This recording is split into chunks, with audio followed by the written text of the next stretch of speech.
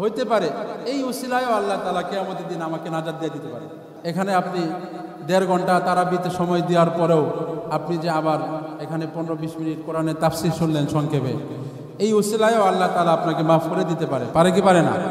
আল্লাহ তাআলা উসিলা খুঁজে, যে কোনো উসিলায় আল্লাহ তাআলা মাফ করতে পারে। এজন্য আসুন আমরা এই কোরআনের দার্স যেটা আছে, কোরআনের এই সংক্ষিপ্ত তাফসীর, এই মজলিসকে আমরা গুরুত্ব দেওয়ার চেষ্টা করি। ইহদিনাস সিরাতাল মুস্তাকিম, হে আল্লাহ আপনি আমাদেরকে সরল সঠিক পথ দেখান, মুস্তাকিমের পথ দেখান, যেই পথে চললে আপনার নিয়ামত প্রাপ্ত বান্দারা যেই পথে চলেছে সেই পথে আমাদেরকে চলার তৌফিক দান করেন। এবং দলিন এবং মাগদুব অর্থাৎ বর্তমান জামানার ইহুদি এবং নাসারা যারা আছে এদের পদাঙ্ক অনুসরণ করা থেকে আমাদেরকে বিরত রাখেন। কিন্তু দেখেন, এই যে আমরা দৈনিক প্রত্যেক দিন শুধুমাত্র ফরজ নামাজে কমপক্ষে 17 বার আল্লাহ তাআলার কাছে হেদায়েত চাচ্ছি, কমপক্ষে 17 বার আল্লাহ তাআলার কাছে আমরা এটা চাচ্ছি যে হে আল্লাহ ইহুদি এবং খ্রিস্টানদের পথে আমাদেরকে পরিচালিত করেন না। যদিও মুখে দৈনিক 17 বার ফরজ নামাজে আমরা ইহুদি এবং নাসারাদের থেকে, তাদের অনুসরণ করা থেকে যদিও বিরত থাকতে চাই, কিন্তু বাস্তব জীবনে ইহুদি নাসারারা কি করেছে সেইভাবেই আমরা চলার চেষ্টা করি। কথা কোন ঠিক না বেঠিক? ইহুদি নাসারারা কিভাবে চুল কেটেছে আমরা সেইভাবে চুল কাটার চেষ্টা করি। ইহুদি নাসারারা কিভাবে ক্লিন শেভ করে ওইভাবে আমরা শেভ করার চেষ্টা করি। তাহলে মুখে বলি এক কথা, আল্লাহ তাআলার কাছে চাই গায়রিল মাগদুবি আলাইহিম ওয়ালাদ-দাল্লিন, ইহুদি এবং নাসারাদের পথ নয়, মুস্তাকিমের পথ আমাকে দেখান। এই দোয়া করি ঠিক আছে, কিন্তু মসজিদ থেকে বের হয়ে গিয়েই বাস্তব জীবনে সর্বপ্রথম ইহুদি এবং নাসারাদের অনুসরণই আমরা করি। ঠিক কিনা বেটি? এজন্য আমার ভাইরা, মুখে এক কথা কিন্তু কাজে আরেকটা, এটা হচ্ছে মুনাফিকের আলামত। কিসের আলামত? এজন্য মুনাফিকের আলামত থেকে যদি নিজেকে বিরত রাখতে হয়, আমি যেমন সারাদিনে কমপক্ষে 17 বার আল্লাহ তাআলার কাছে ইহুদি নাসারাদের পথ থেকে পানাহ চাই, ইহুদি নাসারাদের পদাঙ্ক অনুসরণ থেকে যেমন পানা চাই, ঠিক তেমনিভাবে বাস্তব জীবনেও আমার দ্বারা কোনো ইহুদি, কোনো খ্রিস্টান, কোনো মেসি রোনালদোর হেয়ার স্টাইল কাটিং যেন আমার মাথার মধ্যে না থাকে, কোনো ইহুদি খ্রিস্টানদের কালচার যেন আমার পুরো 3.5 হাত বডির মধ্যে না থাকে। রাজি আছেন তো ইনশাআল্লাহ? এই হলো সূরা ফাতিহার শিক্ষা। পবিত্র কোরআনের সূরা ফাতিহার পরে রব্বুল আলামিন 2 নম্বর যে সূরা জিকির করেছেন সেটা হলো সূরাতুল বাকারা। বাকারা শব্দের অর্থ হলো গাভী। বাকারা শব্দের অর্থ কি? গাভী। আপনারা অনেকে জানেন যে পবিত্র কোরআনের সবচেয়ে দীর্ঘতম সূরা হলো এই সূরাতুল বাকারা। সূরা বাকারার মধ্যে আল্লাহ রব্বুল আলামিন একদম সূচনা করেছেন একটা কথা বলে, সেটা হলো যালিকাল কিতাবু লা রাইবা ফি। হে আমার বান্দারা, তোমরা যে কিতাব পড়তেছো, তোমরা যে কোরআন দেখতেছো, তারাবিতে যে কোরআন তেলাওয়াত করতেছো এবং শুনতেছো, এই কিতাবের মধ্যে সন্দেহ নাই, সন্দেহের লেশ মাত্র নাই। সুবহানাল্লাহ। তাহলে এই কিতাবের মধ্যে কোনো সন্দেহ আছে? সন্দেহের অবকাশ আছে? নাই। এরপরে আল্লাহ রাব্বুল আলামিন পৃথিবীতে যত মানুষ আছে সমস্ত মানুষ 3টা প্রকারের যে কোনো একটা প্রকারের অন্তর্ভুক্ত হবে। 3 প্রকারের বাইরে কোনো মানুষ নাই। 1 নম্বর সর্বপ্রথম উল্লেখ করেছেন জানা সফল কাম, তারা হলো মুত্তাকি, আল্লাযীনা ইউমিনুনা বিল গায়ব ওয়া ইউকিমুনাস সালাত ওয়া মিম্মা রাযাকনাহুম ইউনফিকুন। যারা মুত্তাকি তাদের গুণ হলো আল্লাযীনা ইউমিনুনা বিল গায়ব, যারা না দেখে আল্লাহর উপর ঈমান আনছে। আমরা কি আল্লাহকে দেখছি? আল্লাহ আছে না নাই? নাস্তিকরা যে বলে আল্লাহ বলতে কিছু নাই, প্রকৃতিগতভাবে সব বলে, তাদের কপালের মধ্যে জুতা দিয়ে বাইরেতে হবে। ঠিক কিনা বলে? আমার ভাইরা, আল্লাযীনা ইউমিনুনা বিল গায়ব, যারা গায়েবের উপর ঈমান আনবে, এটা হলো 1 নম্বর। 2 নম্বর ওয়া ইউকিমুনাস সালাত, তারা নামাজ কায়েম করবে। ওয়া মিম্মা রাযাকনাহুম ইউনফিকুন। 3 নম্বর হলো তারা, আমি আল্লাহ তাআলা তাকে যতটুকু রিজিক দিয়েছি ওই রিজিক থেকে সে মানুষকে দান করে। সুবহানাল্লাহ বলে। এখন আল্লাহ যদি আমাকে কত দরিদ্র বানায়, আমার নুন আনতে পান্তা ফুরায়, আমি যদি 100 টাকারও মালিক হই, আমার 100 টাকা থেকে 1 টাকা দান করলে যেমন একজন 1 কোটি টাকার মালিক, সে তার ওই 1 কোটি থেকে 1 লক্ষ টাকা দান করলে আল্লাহর কাছে যেই মর্যাদা, আপনি 100 টাকার মালিক, আপনার 100 টাকা থেকে আপনি 1 টাকা দান করলে আল্লাহর কাছে সেই একই মর্যাদা। সুবহানাল্লাহ। এজন্য আপনার মালের পার্সেন্টেজ হিসাবে আল্লাহ তাআলার কাছে আপনি সম্মানিত হবেন। বুঝতে পেরেছেন? তো আল্লাহ তাআলা এই মুত্তাকিদের কিছু গুণাবলী উল্লেখ করেছেন। সবগুলো তো আসলে ভাই বলা সম্ভব না। এই গুণাবলী উল্লেখ করার পরে আল্লাহ বলেছেন উলাইকা আলা হুদাম মির রাব্বিহিম, এই মুত্তাকি যারা, তারাই আল্লাহ তাআলার পক্ষ থেকে হেদায়েতের উপর আছে। আলহামদুলিল্লাহ বলে। ওয়া উলাইকা হুমুল মুফলিহুন, এবং এই মুত্তাকি যারা, এই সমস্ত গুণে যারা গুণান্বিত হবে, তারাই প্রকৃত সফলকাম, তারাই আমার তৈরি জান্নাতের অন্তর্ভুক্ত হবে। সুবহানাল্লাহ। এই প্রকারের পরে আল্লাহ তাআলা পৃথিবীতে যত মানুষ আছে 3 প্রকার মানুষের 2 নম্বর প্রকার মানুষের উল্লেখ করা শুরু করেছেন। তারা কারা? ইন্নাল্লাযীনা কাফারু সাওয়াউন আলাইহিম আ'আনযারতাহুম আম লাম তুনযিরহুম লা ইউমিনুন। নিশ্চয়ই যারা কাফের, আপনি তাদেরকে ভয় ভীতি প্রদর্শন করেন আর না করেন, তারা ঈমান আনবে না। দ্বিতীয় পর্যায়ে আল্লাহ রাব্বুল আলামিন 2 নম্বর যে প্রকার উল্লেখ করেছেন তারা হলো কাফের। তারা কি? প্রথম উল্লেখ করলেন মুত্তাকি, 2 নম্বরে উল্লেখ করলেন একদম কাফের। সর্বশেষ 3 নম্বর যে প্রকার, হয়তো মুমিন হবে, হয়তো কাফের হবে, অথবা এই দুইটার মাঝামাঝি যদি কেউ থাকে সে হলো মুনাফিক। তার নাম কি? মুনাফিক এত মারাত্মক যে আল্লাহ রাব্বুল আলামিন পবিত্র কোরআনের প্রায় দীর্ঘ অংশ জুড়ে এই মুনাফিকদের কথা উল্লেখ করেছেন। মুনাফিকদের কথা উল্লেখ করার পরে আল্লাহ রাব্বুল আলামিন অন্য বিভিন্ন ধরনের ঘটনা এবং অন্য ধরনের বিভিন্ন আলোচনা শুরু করেছেন। মুহতারাম হাজিরিন, আজকে আল্লাহ রাব্বুল আলামিনের এই পবিত্র কোরআনের যে অংশটুকু তেলাওয়াত হয়েছে, এই তেলাওয়াতকৃত অংশে কি কি ঘটনা আছে এক নজরে আমরা সংক্ষেপে সেগুলো শুনে নেই।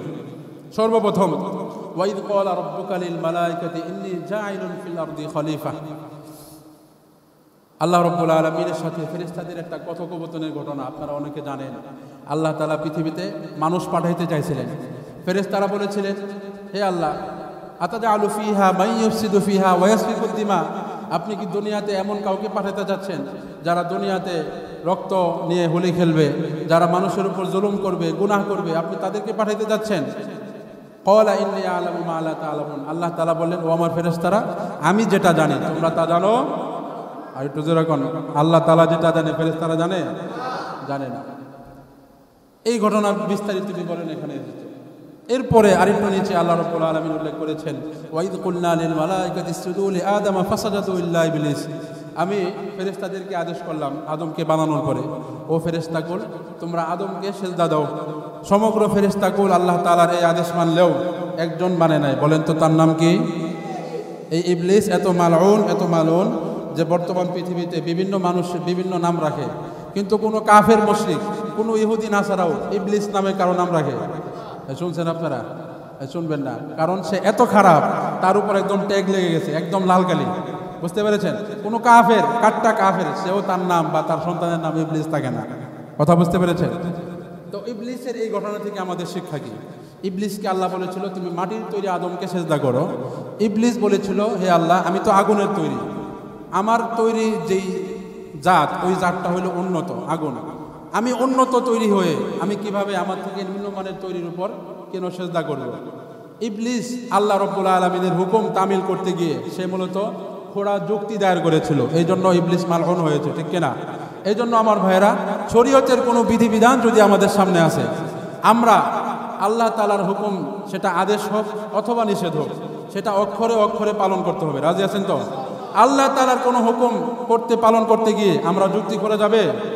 যারা আল্লাহর হুকুম পালন করতে গিয়ে যুক্তি খুঁজে, তাদের ওই ঠিকানাও ইবলিসের মতো জাহান্নামে হবে। নাউজুবিল্লাহ বলে। এই কথাগুলো আল্লাহ রাব্বুল আলামিন উল্লেখ করেছেন। এরপরে ইবলিস আদম আলাইহিস সালাম এবং হাওয়াকে আল্লাহ রাব্বুল আলামিন নিষেধ করা সত্ত্বেও তাদেরকে প্ররোচনা করে ওই জান্নাতের নিষিদ্ধ গাছ থেকে ফল খাওয়াইছিল। তারপরে আল্লাহ রাব্বুল আলামিন তাদেরকে দুনিয়াতে পাঠিয়ে দিয়েছেন। বিস্তারিত এই ঘটনাগুলো বর্ণনা করা হয়েছে। সবগুলো বর্ণনা করার ভাই সময় নেই, যতটুকু সম্ভব এতটুকু বর্ণনা করতেছি। এরপরে আল্লাহ রাব্বুল আলামিন ফেরাউন এবং বনি ইসরাইলের কিছু ঘটনা উল্লেখ করেছেন। বনি ইসরাইল, হযরত মুসা আলাইহিস সালামের উম্মত, তাকে ফেরাউন, মুসা আলাইহিস সালামের উম্মতকে ফেরাউন অনেক জুলুম করত। এমনকি ফেরাউন তার সম্প্রদায়ের এবং জাদুকর ছিল, তার কাছ থেকে শুনতে পারে যে এই বনি ইসরাইলের মধ্যেই একজন সন্তান জন্ম হবে, যিনি নবী হবেন, তিনি তোমাকে হত্যা করবে এবং তোমার রাজত্ব তার হাতেই পতন হবে। এরপর থেকে তিনি বনি ইসরাইলের সব যত সন্তান হয়, যদি ছেলে সন্তান হয়, সেগুলোকে মেরে ফেলে। এরকম বিভিন্ন ধরনের জুলুম করত।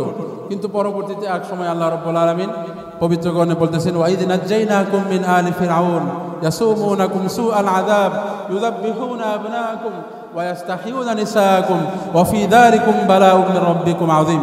আল্লাহ তাআলা ফিরআউনের কবল থেকে তাকে নীল নদে ডুবিয়ে তাকে যে মেরেছিল, এই বিস্তারিত বিবরণ আল্লাহ রাব্বুল আলামিন এখানে তুলে ধরেছেন। এরপরে ওয়াইদ ক্বালা মূসা লিকাওমিহি ইয়া কওমি ইন্নাকুম যালামতুম আনফুসাকুম বিত্তিখাযিকুমুল ইজল। এখানে আরেকটা ঘটনা, হযরত মূসা আলাইহিস সালামকে আল্লাহ রাব্বুল আলামিন 40 দিনের জন্য তুর পাহাড়ে ডেকেছিলেন। ঘটনা শুনছেন না? 40 দিনের জন্য 30 দিনের জন্য প্রথমে ডেকেছিলেন, কিন্তু 30 দিন সুকুন করার পরে তাকে আরও 10 দিন বেশি থাকতে বলা হয়। কিন্তু এই 10 দিন তারা সহ্য করতে না পেরে মূলত তারা গোবৎস অর্থাৎ বাছুরের পূজা শুরু করে। তখন আল্লাহ রাব্বুল আলামিন তাদের উপর এত রাগান্বিত হন, মুসা আলাইহিস সালাম আসার পরে বলেন যে তোমরা আল্লাহ তাআলার কাছে তওবা করবে। কিভাবে তওবা করবে? ফাকতুলু আনফুসাকুম, তোমরা প্রত্যেকেই নিজে আরেকজনকে হত্যা করবে। একজন আত্মীয় আরেকজন আত্মীয়কে হত্যা করবে, একজন আরেকজনকে হত্যা করে মেরে ফেলবে, এটাই তওবা। দেখেন তাদের জন্য তওবা কত কঠিন ছিল। কিন্তু আমরা উম্মতে মুহাম্মাদি, আমাদের তওবা কি এত কঠিন? আল্লাহ তাআলা কি বলেছে? তুমি যে 100 হত্যা করেছো, তুমি যে মানুষকে জুলুম করেছো, জিনা করেছো, এখন যদি তওবা করতে হও তাহলে তুমি নিজেকে মেরে ফেলো বা নিজের হাত পা কেটে ফেলো। এমন কঠিন কোনো বিধান আমাদেরকে দিয়েছেন? এটা আল্লাহ তাআলার একমাত্র ফজল এবং করম। বনী ইসরাঈলের মতো আল্লাহ তাআলা আমাদেরও যদি তওবা এভাবে করতেন যে তওবা হলো নিজেকে নিজে মেরে ফেলো, বা তুমি তাকে মারবা আবার সে তোমাকে মারবে, এরকম যদি হয় তাহলে কত কঠিন হইতো না? আমাদের জন্য তওবা এত সহজ, এরপরেও আমরা তওবা করতে রাজি না। এজন্য আমার ভাইয়েরা, এখান থেকে আমাদের শিক্ষা নিতে হবে। আমরা এই রমজান মাস পেয়েছি, জানি না সামনে আরও কোনো রমজান মাস আমাদের জীবনে আসে কিনা, হতে পারে এটাই আমার জীবনের শেষ রমজান। এজন্য এই রমজান মাস থাকতে থাকতে আল্লাহর কাছে তওবা করে আসুন আমরা আমাদের জীবনের পাপ পঙ্কিলতা থেকে একদম ধুয়ে মুছে সাফ হয়ে একদম নিষ্পাপ মাসুম বাচ্চার মতো নিষ্পাপ হয়ে যায়। রাজি আছেন তো ইনশাআল্লাহ? আমার ভাইয়েরা, এরপরে আরও বিভিন্ন ঘটনা আছে, সব কিছু বলার সময় নাই। এই যে সূরা বাকারা, যার নাম হলো গাভী, এই সূরার মধ্যে একটা গাভীর ঘটনা আছে। সেটা কি? বনী ইসরাঈলের মধ্যে এক লোক আরেক লোককে মেরে ফেলে। হত্যাকারীকে খোঁজার জন্য বিভিন্ন ধরনের কৌশল অবলম্বন তারা করতে থাকে। এক পর্যায়ে হযরত মুসা আলাইহিস সালাম এখানে এন্ট্রি নেয়। এখানে এন্ট্রি নেওয়ার পরে তিনি আল্লাহ তাআলার পক্ষ থেকে একটা হুকুম এনে তাদেরকে বলে দেন যে তোমরা একটা গরু জবাই করো, ওই গাভীটা যদি জবাই করো, জবাই করার পরে আল্লাহ রাব্বুল আলামিন কে হত্যাকারী এটা তোমাদেরকে ফাইন্ড আউট করতে আল্লাহ তাআলা সহজ করবেন। তোমরা খুঁজে পাবে, মূল হত্যাকারীকে তোমরা খুঁজে বের করতে পারবে। কিন্তু তারা গরু জবাই না করে হত্যাকারিতা শুরু করে, বিভিন্ন ধরনের অবান্তর প্রশ্ন করতে শুরু করে। তারা বলে গরু যে জবাই করব, গরুর কালার কি, গরুটা কত রূপ বড়, উসানা লম্বা, কত বছরের বয়স হতে হবে, দামটা কোন রেঞ্জের হতে হবে, এই আবল তাবুল বিভিন্ন প্রশ্ন করতে থাকে। এই জন্য আল্লাহ রাব্বুল আলামিন তাদের হঠকারিতার কারণে তাদের উপর কঠিনতা আরোপ করে দিলেন। কি কঠিন? আল্লাহ রাব্বুল আলামিন যারা শয়তানি করে বলেন তো দেখি, ওই সমস্ত শয়তানের মাথায় যিনি বুদ্ধি দিয়েছেন তিনি কে? তাহলে যে আল্লাহ তাআলা তাদেরকে জেহেন দিয়েছেন, তাদের এই জেহেন দিয়ে আল্লাহর সাথে খেলতে পারবে না।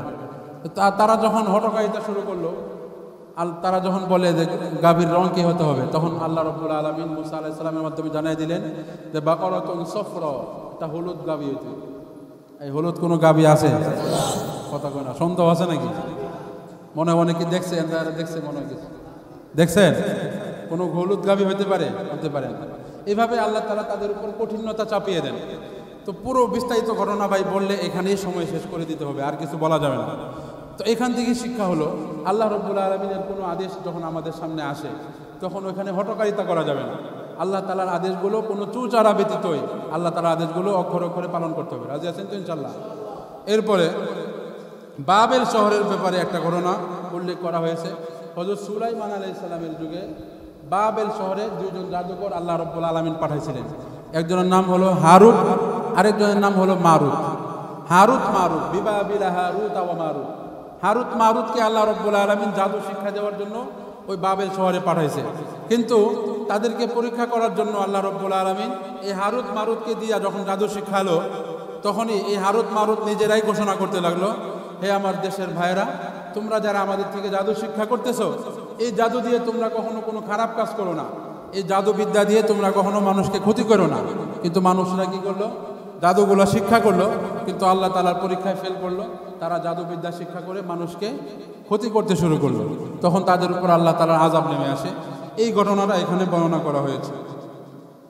এরপরে হযরত ইব্রাহিম আলাইহিস সালাম এবং ইসমাইল আলাইহিস সালামকে কাবার ভিত্তিপ্রস্তর স্থাপন করার জন্য যে আদেশটা করেছিলেন, এই ব্যাপারটাও এখানে উল্লেখ হয়ে আসছে। এবং মুসলমানদের প্রথম কেবলা আমরা জানি যে বর্তমানে আমরা কোন দিকে ফিরে নামাজ পড়ি?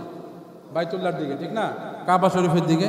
কিন্তু এর আগে মুসলমানরা মূলত বাইতুল মাকদিস, যেটা ফিলিস্তিনে বর্তমানে ইহুদিদের কবলে আছে, মুসলমান পর্যটক সেখানে গেলে তাদেরকে নামাজও পড়তে দেয় না। তারা কেউ যদি লুকিয়ে ভিতরে ঢুকে নামাজ পড়তে যায় তখনই তাদেরকে পেছন দিয়ে বাড়ি শুরু করে। এই ধরনের জুলুম তারা করতেছে। এটা হলো মুসলমানদের প্রথম কেবলা, মুসলিম জাতির ঐতিহ্যের সাথে সম্পৃক্ত এটা। এজন্য বাইতুল মাকদিসের অনেক গুরুত্ব আছে আমার ভাইয়েরা।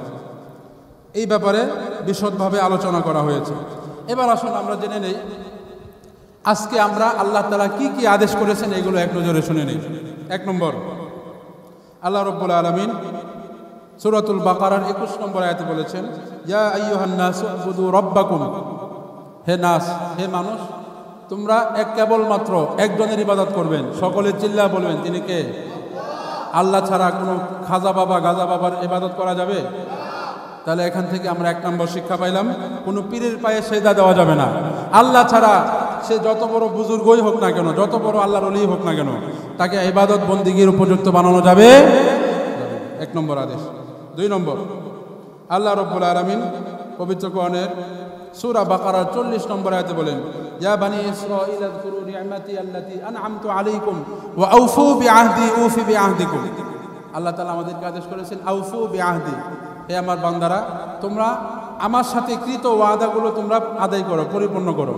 তোমরা যদি আমার সাথে দেওয়া ওয়াদা বাস্তবায়ন করো, আমি আল্লাহ তাআলাও তোমাদেরকে দেওয়া ওয়াদা বাস্তবায়ন করব, তোমাদেরকে জান্নাত দান করব। সুবহানাল্লাহ। আর যদি তোমরা তোমাদের ওয়াদা পালন না করো তাহলে কিন্তু আমার আযাব আছে। এটা আমাদের 2 নম্বর আদেশ। এরপরে আল্লাহ রাব্বুল আলামিন পবিত্র কোরআনের সূরা বাকারার 42 নম্বর আয়াতে বলেন, ওয়া আমিনু বিমা আনজালতু মুসাদ্দিকাল লিমা মাআকুম, আমি যে তোমাদের উপর কোরআন নাজিল করেছি, যে কিতাব নাজিল করেছি, এই কিতাবের উপর তোমরা পুঙ্খানুপুঙ্খানুভাবে ঈমান আনো। পুরোটার উপর ঈমান আনতে হবে। আমি কোরআন শরীফের নামাজের আয়াতগুলোর উপর ঈমান আনলাম, কোরআনে বর্ণিত যাকাতের আয়াতগুলোর উপর ঈমান আনলাম, কোরআনে বর্ণিত রোজার আয়াতগুলোর উপর ঈমান আনলাম, কিন্তু কোরআনে যে জিহাদের কথা বলা হয়েছে, কাফেরদের গর্দানে খালি কোবানোর কথা বলা হয়েছে, এগুলোর উপর যদি ঈমান না আনি তাহলে এই কিতাবের উপর ঈমান আনা হলো না। এই জন্য পুরো কিতাবের উপর ঈমান আনার কথা আল্লাহ রাব্বুল আলামিন এখানে বলেছেন। এরপরে আল্লাহ রাব্বুল আলামিন সূরা বাকারার 43 নম্বর আয়াতে বলেন, ওয়া আকিমুস সালাতা ওয়া আতুজ যাকাতা ওয়ারকাউ মা'আর রাকিন, হে আমার বান্দারা, তোমরা নামাজ কায়েম করো এবং যাকাত দাও, এবং নামাজ যে পড়বা জামাতের সাথে নামাজ পড়ো, একা একা ঘরে নামাজ পড়বা না, জামাতের সাথে নামাজ পড়ো, এই আদেশ দিয়েছেন। এরপরে আল্লাহ রাব্বুল আলামিন সূরা বাকারার 45 নম্বর এবং সূরা বাকারার আরেক জায়গায় 153 নম্বর আয়াতে বলেন, ওয়াস্তাঈনু বিস-সাবরি ওয়াস-সালাহ, হে আমার বান্দারা, তোমরা আল্লাহ তাআলার কাছে ধৈর্য এবং নামাজের মাধ্যমে আল্লাহর কাছে সহযোগিতা চাও। তোমরা যে কোনো ধরনের বিপদে যদি পড়ো, আমরা মানুষের জীবনে বিপদ আছে না নাই? পুলিশে দৌড়ায়, তারপরে হাসপাতালে দৌড়াদৌড়ি করতে হয়, জেলখানার সামনে দেয় দৌড়াদৌড়ি, আদালতের সামনে দেয় কত দৌড়াদৌড়ি, বাড়িতে থাকা যায় না, লুকায় থাকতে হয়, কত ধরনের কত বিপদ আপদ আমাদের জীবনে আসে। তো এই বিপদগুলো আসলে ধৈর্য ধারণ করতে হবে এবং নামাজ আদায়ের মাধ্যমে আল্লাহর কাছে সাহায্য চাইতে হবে। রাজি আছেন তো ইনশাআল্লাহ? এরপরে আল্লাহ রাব্বুল আলামিন সূরা বাকারার 125 নম্বর আয়াতে বলেন,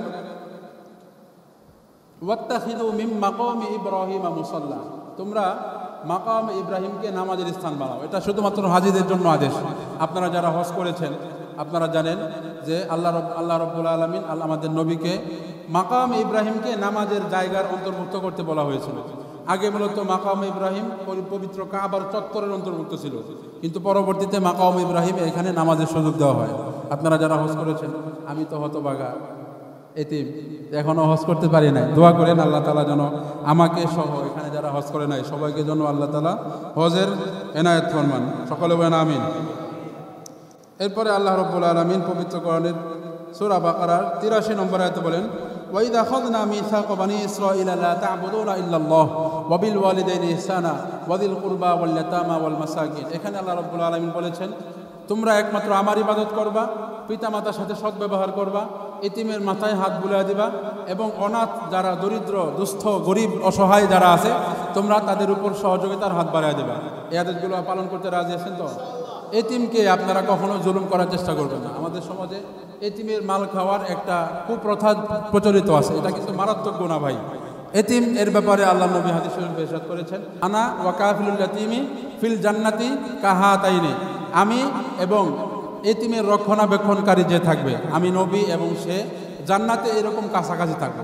2টা আঙ্গুল দিয়ে ইশারা করে বলেছেন, এই 2টা আঙ্গুল যতটা কাছাকাছি এতিমের রক্ষণাবেক্ষণ যারা করবে, এতিমের মাল সম্পদ যারা রক্ষণাবেক্ষণ করবে, তারা এবং আমি নবী মুহাম্মদুর রাসূলুল্লাহ দুইজন একই জান্নাতে কাছাকাছি থাকবে। সুবহানাল্লাহ। এজন্য এতিমের ব্যাপারে আমরা খুবই সচেতন থাকার চেষ্টা করবো ইনশাআল্লাহ। এরপরে সূরাতুল বাকারার 193 নম্বর আয়াত বলেন, ওয়াকাতিলুহুম হাত্তা লা তাকুনা ফিতনাহ ওয়া ইয়াকুনা আদ-দীনু লিল্লাহ। এই যে একটু আগে যেটা বললাম, এখানে এই আয়াতের মাধ্যমে আল্লাহ তাআলা জিহাদকে ফরজ করেছেন। যতদিন পর্যন্ত না পৃথিবী ফিতনা মুক্ত হয় ততদিন পর্যন্ত কাফেরদের বিরুদ্ধে তোমরা যুদ্ধ জিহাদ চালিয়ে যাও, এই আদেশ করেছেন। এরপরে আল্লাহ রাব্বুল আলামিন সূরা বাকারার 199 নম্বর আয়াতে বলেন, ওয়াস্তাগফিরুল্লাহ, তোমরা আল্লাহ তাআলার কাছে বেশি বেশি ক্ষমা চাও। ক্ষমা চাইতে রাজি আছেন তো ইনশাআল্লাহ? রমজান মাস ক্ষমা চাওয়ার মাস। এবার আসুন সংক্ষেপে জেনে নেই আল্লাহ আমাদেরকে আজকে কি কি নিষেধ করেছেন। কয়েকটা জিনিস, বেশি না। 1 নম্বর, ফালা তাজআলু লিল্লাহি আনদাদা। সূরা বাকারার 22 নম্বর আয়াতে আল্লাহ বলেন যে তোমরা আল্লাহ তাআলার সাথে অন্য কাউকে শরীক করো না। কিন্তু আমরা শরীক করি কি করি না? অনেক শরীক করি। আমরা মাজারে যাই, মাজারে গিয়ে সেজদা দিই পীরের পায়ে, পীরের কাছে আমরা সন্তান চাই, পীরের কাছে বিপদ থেকে উদ্ধার চাই, বাবার কাছে আমরা জান্নাত জাহান্নাম চাই। এগুলো থেকে পানা যেতে হবে, বিরত থাকতে হবে। এরপরে আল্লাহ রাব্বুল আলামিন সূরা বাকারার 41 নম্বর আয়াতে বলেন, ওয়ালা তাকুনু আউওয়ালা কাফিরিন বিহি। আমি যে কোরআন তোমাদের উপর অবতীর্ণ করলাম, এই কোরআনের কোনো একটা আয়াতকেও তোমরা যেন অস্বীকারী না হও, তাহলে সাথে সাথে তোমরা কাফের হয়ে যাবে। সকলে বলেন নাউজুবিল্লাহ। এরপরে আল্লাহ রাব্বুল আলামিন 42 নম্বর আয়াতে বলেন, ওয়ালা তালবিসুল হাক্কা বিল বাতিল। তোমরা সত্যের সাথে মিথ্যার মিশ্রণ ঘটাও না। যখন বলবা সত্য বলবা, যখন সাক্ষী দিবা সত্য সাক্ষী দিবা, সত্যের সাথে কখনো মিথ্যার মিশ্রণ ঘটাও না, তাহলে এখানে গুনাহ হবে, আল্লাহ রাব্বুল আলামিনের আদেশ লঙ্ঘন হবে। কথা বুঝতে পেরেছেন? এরপরে আল্লাহ রাব্বুল আলামিন বলেন, ওয়াইদ আখাযনা মিসাকাকুম লা তাসফিকুনা দিমাআকুম। আমি তোমাদের অঙ্গীকার নিয়েছিলাম যে তোমরা নিজেরা একে অপরের রক্তপাত করবে না, তোমরা হানাহানি করবে না, একজন আরেকজনকে তার বাড়ি থেকে বের করে দিবে না, কিন্তু তোমরা এগুলো করো নাই। এরপরে আমার শাস্তি তোমাদের উপর অবধারিত হয়ে গেছে। এই জন্য আমার ভাইয়েরা, আমরা মুসলমান যারা আছি একজন আরেকজনকে জুলুম করবো না। আমাদের সমাজে বসবাস করি যারা আছে, শুধু মুসলমান না, মুসলিম, বৌদ্ধ, হিন্দু, খ্রিস্টান, যে কোনো ধর্মের মানুষ যারা আছে তাদের প্রতি আমরা শ্রদ্ধাশীল থাকবো। অনর্থক কোনো অন্যায় অযথাভাবে আমরা তাদের উপর আক্রমণ করবো না। রাজি আছে তো ইনশাল্লাহ? এরপরে আল্লাহ রাব্বুল আলামিন সূরা বাকারার 147 নম্বর আয়াতে বলেন, আল হাক্কু মির রাব্বিকা ফালা তাকুনান্না মিনাল মুমতারিন। আল্লাহ রাব্বুল আলামিনের পক্ষ থেকে যে সত্য এসেছে, এই সত্যের ব্যাপারে তোমরা কখনোই সন্দিহান হইও না, সন্দেহ পোষণ করো না, এই ব্যাপারে আদেশ করা হয়েছে। এবার আসুন ভাইয়েরা, আরও কিছু বিষয় এখানে উল্লেখ করা হয়েছে। সেটা হলো আল্লাহ রাব্বুল আলামিন সুসংবাদ দিয়েছেন। সূরা বাকারার 25 নম্বর আয়াতে আল্লাহ বলেন, ওয়াবাশশিরিল্লাযীনা আমানু ওয়া আমিলুস সালিহাতি আন্না লাহুম জান্নাতিন তাজরি মিন তাহতিহাল আনহার। যারা ঈমান আনছে সঠিকভাবে এবং আমলে সালেহ করেছে, নেক আমল করেছে, তাদেরকে আপনি জান্নাতে সুসংবাদ দেন আল্লাহর পক্ষ থেকে। সুবহানাল্লাহ। তাহলে যদি আমরা ঈমান আনতে পারি এবং আমলগুলো সঠিকভাবে করতে পারি, যে আদেশগুলো আজকে শুনলাম, যে নিষেধগুলো শুনলাম, আদেশগুলো যদি পালন করতে পারি, নিষেধাজ্ঞাগুলোকে যদি আমরা বিরত থাকতে পারি, তাহলে আমাদের জন্য জান্নাতের সুসংবাদ আল্লাহ রাব্বুল আলামিন দিয়ে রেখেছেন। এজন্য জান্নাত চাইতে রাজি আছেন তো ইনশাল্লাহ? আজকের তেলাওয়াতকৃত অংশে 2টা দোয়া আমরা এখান থেকে শিক্ষা নিতে পারি। আমরা আমাদের মোনাজাতে এই 2টা দোয়া অ্যাড করতে পারি। 1 নম্বর, রব্বানা তাকাব্বাল মিন্না ইন্নাকা আনতাস সামিউল আলিম ওয়া তুব আলাইনা ইন্নাকা আনতাত তাওয়াবুর রহিম। এর অর্থ হলো, হে আল্লাহ, রব্বানা তাকাব্বাল মিন্না, আপনি আমাদের ইবাদতগুলো কবুল করে নেন। ইন্নাকা আনতাস সামিউল আলিম, নিশ্চয়ই আপনি সর্বশ্রোতা এবং সর্বদ্রষ্টা, আপনি সব শোনেন এবং সব জানেন। এরপরে আরেকটা দোয়া, যেটা সবচাইতে শ্রেষ্ঠ দোয়া বলা হয়, রব্বানা আতিনা ফিদ দুনিয়া হাসানাহ ওয়া ফিল আখিরাতি হাসানাতাও ওয়া কিনা আযাবান নার। হে আল্লাহ, আপনি আমাদেরকে দুনিয়াতেও কল্যাণ দান করেন, আপনি আমাদেরকে আখিরাতেও কল্যাণ দান করেন। সকলে বলেন আমিন। খুব বেশি কষ্ট হয়েছে? হ্যাঁ, অনেক কিছু ছাইরা দিছি, কারণ আপনাদের মেজাজের উপর ভিত্তি করে আমি বলি নাই। তো এই প্রতিদিন এরকমই 15-20 মিনিট সময় আপনারা যদি কোরআনের সাথে দেন, হইতে পারে এই উসিলায়ও আল্লাহ তাআলা কিয়ামতের দিন আমাকে নাজাত দিয়ে দিতে পারে। এখানে আপনি 1.5 ঘন্টা তারাবিতে সময় দেওয়ার পরেও আপনি যে আবার এখানে 15-20 মিনিট কোরআনের তাফসীর শুনলেন সংক্ষেপে, এই উসিলায়ও আল্লাহ তাআলা আপনাকে মাফ করে দিতে পারে। পারে কি পারে না? আল্লাহ তাআলা ওসিলা খুঁজে, যে কোনো ওসিলায় আল্লাহ তাআলা মাফ করতে পারে। এজন্য আসুন আমরা এই কোরআনের দার্স যেটা আছে, কোরআনের এই সংক্ষিপ্ত তাফসীর, এই মজলিসকে আমরা গুরুত্ব দেওয়ার চেষ্টা করি।